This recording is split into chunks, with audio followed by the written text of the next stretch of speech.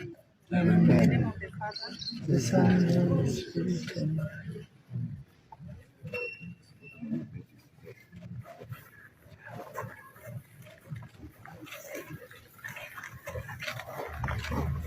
A genuine friend is one who walks in when the rest of the world walks out.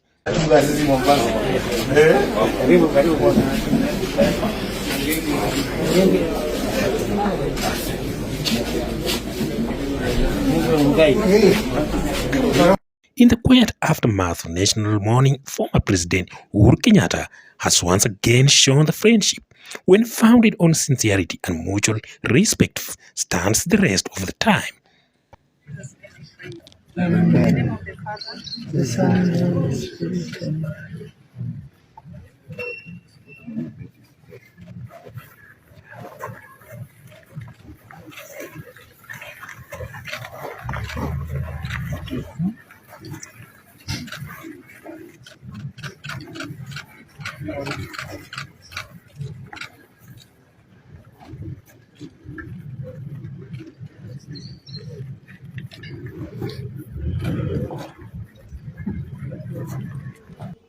A day after the late Raila Odinga was laid to rest at his father's home in Kango, Jaramogi, who chose not to rush back to Nairobi with other dignitaries. Instead, he remained in Siaya County, leading the Kenyatta family in a deeply symbolic and emotional visit to the home of Jaramogi Odinga, the patriarch of the Oginga family and a towering figure in Kenya's history.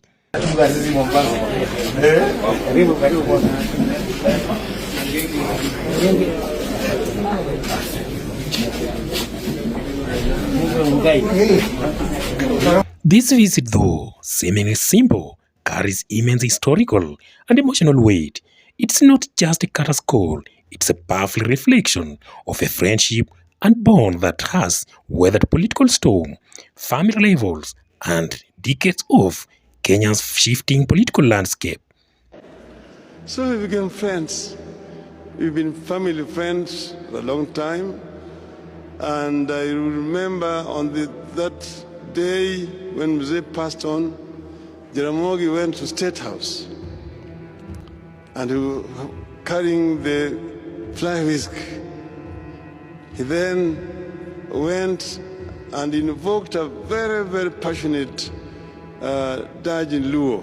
The relationship between the Kenyattas and the Odingas is woven into the very fabric of the nation's history, one that began with unity in the struggle for independence, endured betrayal and political fallout, and yet, over the years, has found moments of reconciliation and mutual understanding. I'm so sorry.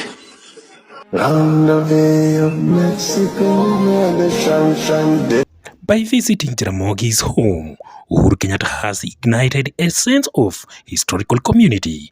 His late father, Mzee Jomo Kenyatta, and Jaramogi Odinga once stood side by side in Kenya's fight self-rule. They dreamed of a free and prosperous nation bound by shared ideals. Jomo Kenyatta is the father of the African nationalism and the African national movement in this country. We cannot in any sense be more advanced than our teacher and master, whom I think is much more advanced in political outlook in this country than we are. But as history will have it, their friendship fractured soon after independence, giving rise to decades of political tension between their families. Still, time and the wisdom that comes with it has slowly healed some of those wounds. When Uhuru and Raila came together during the 2018 handshake, it was more than a political truce. It was a symbolic reunion of two families that had once shared both friendship and conflict. The sight of Uhuru now at Kongo Jaramogi after Raila's final farewell is a profound continuation of that spirit of unity. It tells the story of friendship reborn, of respect that endures beyond power and politics. Baada ya kazi tukiwa tulia kidogo hapo nini, tunapewa kakitu kidogo hapo. Kwani mnacheka? Mimi kakitu kidogo nasema uji na chai. Those who witnessed Uhuru's visit describe it as emotional and humbling. There was no fanfare, no political speeches, just a quiet gesture of solidarity. The Kenyatta family's presence reminded men that, despite their differences in leadership philosophies, the Odingas and Kenyattas remain bound by shared history, laws, and humanity. Ni tena kumwambia dada wetu mkubwa Aida na watoto wake na familia yote ya marehemu Raila Amolo Odinga, tuko hapa tena kuambieni pole. Tuko hapa kusimama pamoja nanyi dakika hii nzito kweli kweli. In Kenya's often divisive political climate, this visit stands out as a lesson in grace. It reminds the nation that leadership is not only about the battle fought in office, but also about the compassion shown afterward. Uhuru's gesture reinforces the idea that friendship, genuine and unforced, can survive even when politics divides. Tulikunywa chai karibu dakika 45, kuna mtu anaongea. Tunakunywa tu chai. Habari ya nyumbani sawa. Habari ya mama ako tu. Habari ya watoto wanasoma, wanaendelea. It took 19 hours and it was not easy, as the president will explain to you later, when we began, because we had called each other all sorts of names.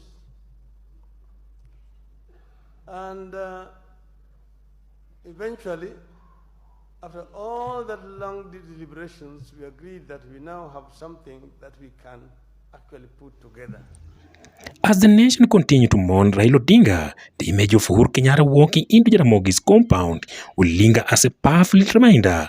Friendship founded on truth, respect, and shared struggle may bend under the weight of time, but they do not break. In that quiet moment in Bondo, Kenya witnessed not just a political figure paying respects, but a friend honoring another family's legacy with dignity and heart.